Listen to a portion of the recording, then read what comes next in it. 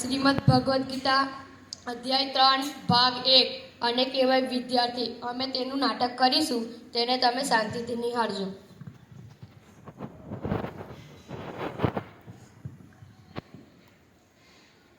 હે આરુની, આ ગરજતા વાદળાઓને જો. હે મિત્ર, તેથી મને તપોવનના ખેતરની ચિંતા થઈ રહી છે. પ્રણામ ગુરુદેવ. ગુરુદેવ, આ વરસાદને જુઓ, તેથી મને તપોવનના ખેતરની ચિંતા થઈ રહી છે. જો તેનો હમણાં ઉપાય નહીં કર્યો તો આ વરસાદને કારણે આશ્રમના ખેતરની ક્યારેક તૂટી જશે. હે વસ્તારુની, તું હમણાં જ ખેતરમાં જા અને ખેતરની તૂટેલી કેરીઓને સાંધી દે. જેવી આપની આજ્ઞા ગુરુદેવ.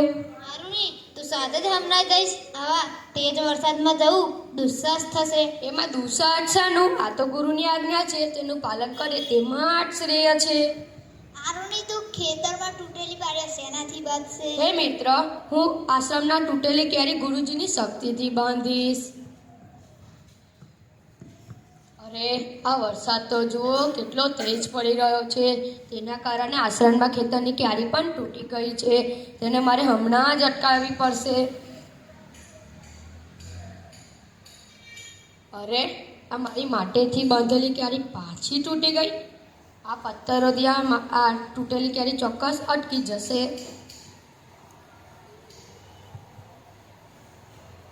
અરે, આ મારી પથ્થરોથી બાંધેલી ક્યારી પાછી તૂટી ગઈ. હે વરુણદેવ, તમે મારી બાંધેલી ક્યારી પાછી તોડી નાખી. હે જલ દેવતા, તમે ચાહો એટલા પથ્થરો આવી દો, પણ હું થાકીશ નહીં. હું પોતે જ હવે બંધ બનીને બેસી જઈશ. ગુરુદેવ, રાત પડી ગઈ છે.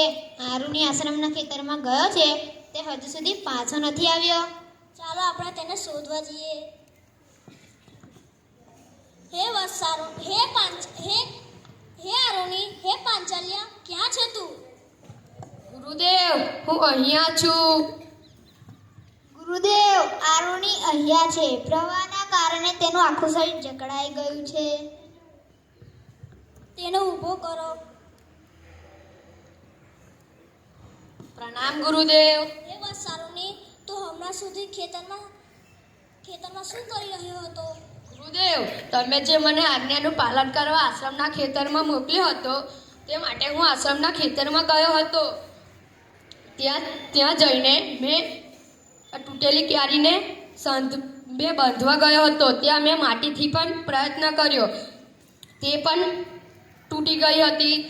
ત્યારે મેં બાજુમાં પથ્થરો જોયા, તે પથ્થરોથી પણ મેં તૂટેલી ક્યારીને સાંધી દીધી હતી, પણ તે પણ વહાવી દીધી. તે માટે મેં વરુણ દેવતાને કહ્યું હતું કે હે વરુણ દેવ, તમે મારી બાંધેલી ક્યારી પાછી તોડી નાખી. હે જલ દેવતા, તમે ચાહો એટલા પથ્થર વહાવી દો, પણ હું થાકીશ નહીં. તે માટે ત્યાં હું પોતે જ બંધ બનીને બેસી ગયો હતો. હે વસારુને, તે મારી આજ્ઞાનું પાલન કર્યું છે, એટલા માટે તું આજથી ઉદારા કારણે નામે ઓળખાશે. જેવી આપની આજ્ઞા ગુરુદેવ.